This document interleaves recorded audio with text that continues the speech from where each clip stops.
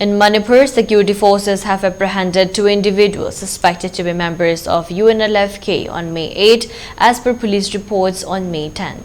The suspects have been identified as Huidrom Jitenjit Singh, age 36, and Ningtham Oinam, age 43. Upon arrest, various items were seized from their possessions, including Rs 1,17,360 in cash, 40 live rounds, 2 walkie-talkies, 20 grams of a substance suspected to be heroin, a gold chain, a gold ring, and other miscellaneous items. Meanwhile, search operations and area dominations were conducted by security forces in the fringe and vulnerable areas of Hill and Valley districts. Movement of 192 and 204 vehicles along National Highway number 37 and National Highway number 2, respectively, with essential items have been ensured. Strict security measures were taken up in all vulnerable locations, and a security convoy is provided in sensitive stretches in order to ensure free and safe movement of the vehicles.